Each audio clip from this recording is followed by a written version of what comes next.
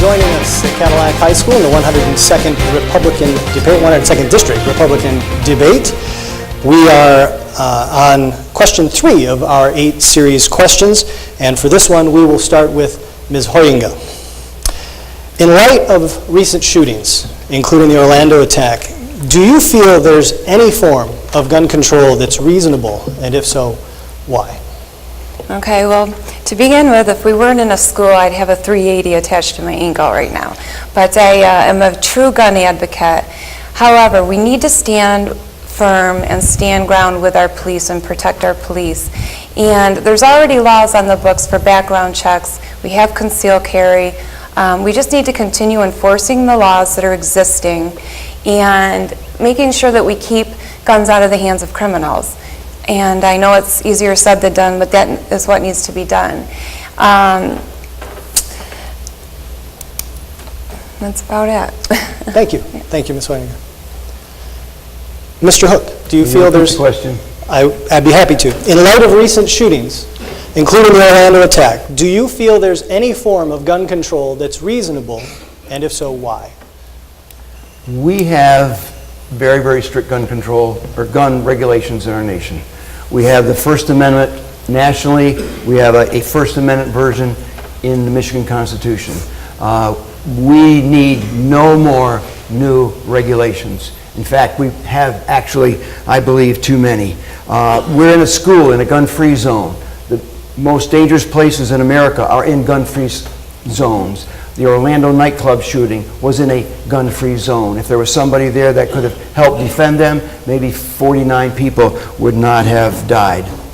Gun-free zones don't stop the evil, they don't stop the mentally impaired, they don't stop the terrorists or, dictators love the citizens to be disarmed. So I believe that we have probably actually too many regulations at this present time.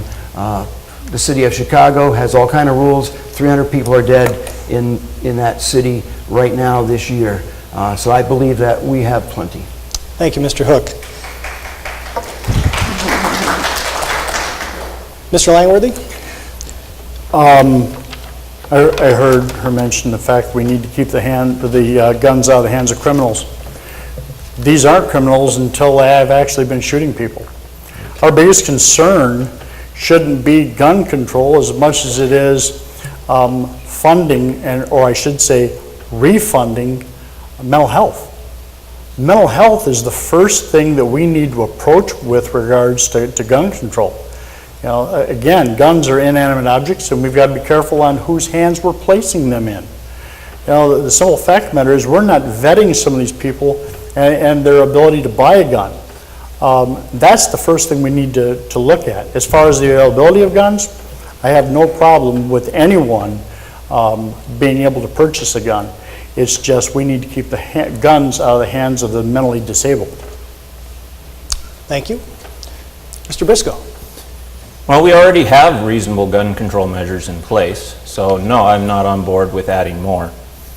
The big problem is the lack of value in human life that we've got going on in society right now.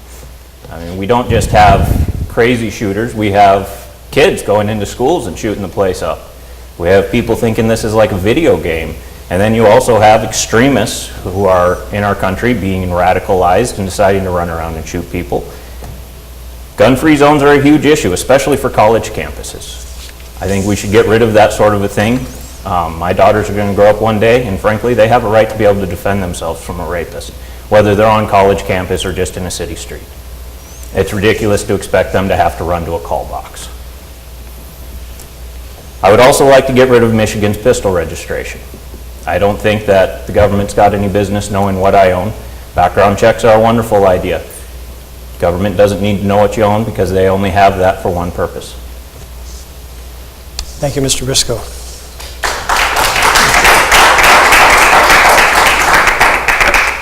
Our fourth question will start with Mr. Hook. The ability for a person to determine their own gender identity regardless of their sex at birth and choose which public restrooms they use in accordance with this choice has been an extremely controversial topic in recent months. What is your position on this issue and why? I believe that we were made and born boys or made and born girls, and that should determine the bathrooms that we use.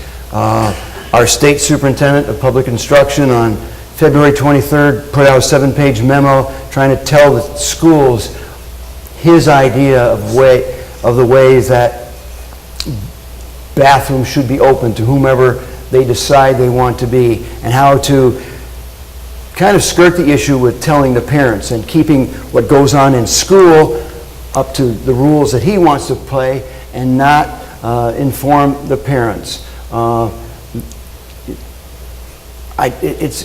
It blows my mind to think that somebody can say, all the rules of life that have gone on since the beginning of civilization are now all of a sudden coming to a halt because somebody wants to invade the space of a child. My granddaughter needs to be safe in her bathroom, and the state superintendent needs to stay out of there.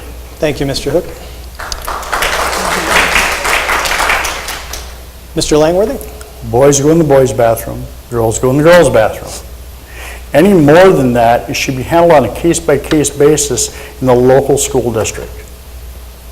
Thank you. Thank you, sir. Mr. Can Briscoe? you repeat the question for me? I'd be happy to. The ability for a person to determine their own gender identity regardless of their sex at birth and choose which public restrooms they use in accordance with this choice has been an extremely controversial topic in recent months. What is your position on this issue and why? Well, if you ask the other side, I believe there's somewhere over 80 different genders now that they are teaching in public schools. If you got boy parts, you go to the boys' room. You got girl parts, you go to the girls' room. One of the bigger issues that I'm going to have if I get elected will be trying to convince Michigan to step away from Title IX funding. Title IX funding is what the federal government uses to try to force us to jump through these hoops. They take money away from the state, they cycle it through the federal government, and they say, if you want it back, you've got to do what we say. That goes directly to schools, and that's what they're using to try to force boys into the girls' room, girls into the boys' room. We need to decide if our children's safety is worth more than their blood money. Other states have already stepped away from it. Michigan needs to join them.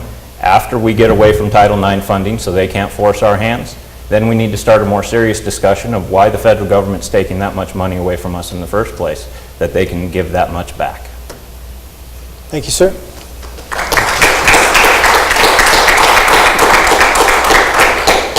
Ms. Hoyninga? Yes. Very, very simple solution. We have men's bathrooms, we label them men. We have women's bathrooms, we label them women's, and then we have Democrat bathrooms.